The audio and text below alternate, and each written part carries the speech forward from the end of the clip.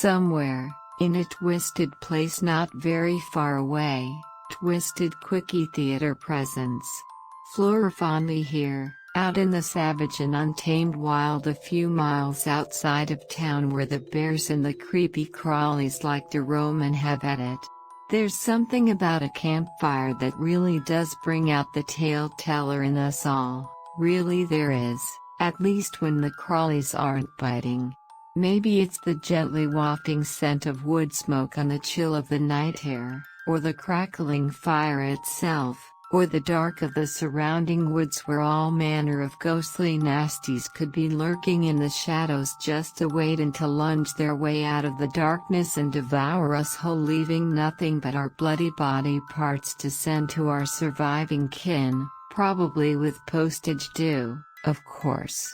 But late night moonlit maulings aside, there's also something that's just undeniably fun about scaring the bejeebers out of our fellow campers as best we can, and really, it could honestly be their last night among the living if things turn unexpectedly bad, and someone should give them an appropriate send-off, just in case.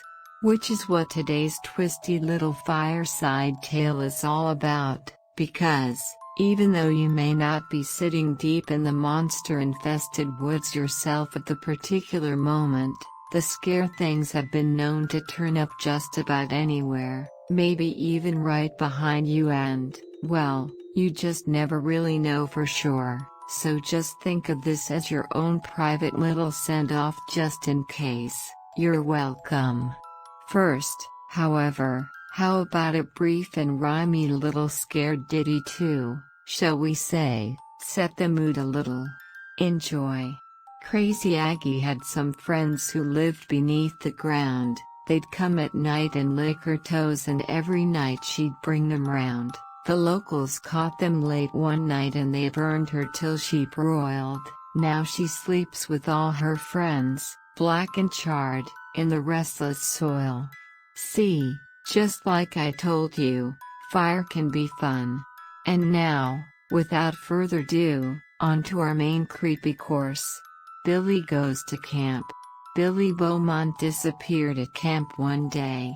They searched frantically for him for days, of course, but all to no avail. Some people thought he'd just wandered off into the woods and got lost, or fell in the lake, maybe. Or maybe he'd got eaten by a bear, and maybe he did, at that. One thing was all too unmistakably certain, though: Billy Beaumont was never, ever seen or heard from ever again. Then again, maybe he was, at that. The stories first started up not too long after he had disappeared, tales of a very strange-looking boy foraging through garbage just before the dawn, or chasing people away from their campsites or worse. And always seemingly looking for something or for someone. Maybe Tommy Newton. Billy Beaumont had always been something of an odd kid, so they say, but according to Billy's little friend Tommy, Billy had believed that there were things that lived in the forest, nasty things that would devour people alive. But they didn't always devour them, according to Billy. Sometimes they would take them, instead, take them in the most unspeakable of ways and make them like them, and as such no one would ever see them again, at least not in the light of day.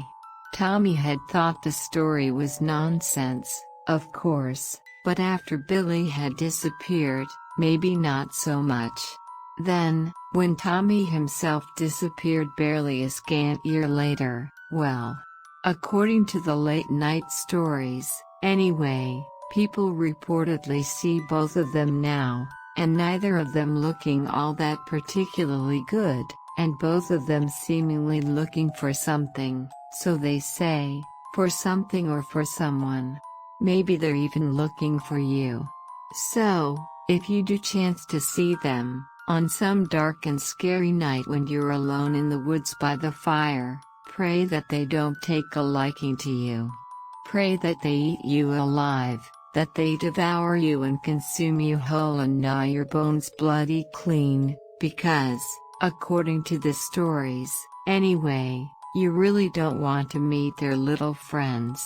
And on that note, it's time to put out the fire now and call it a night, because tomorrow, assuming you're still around for it at any rate, will probably be another day, or not? Sleep tight.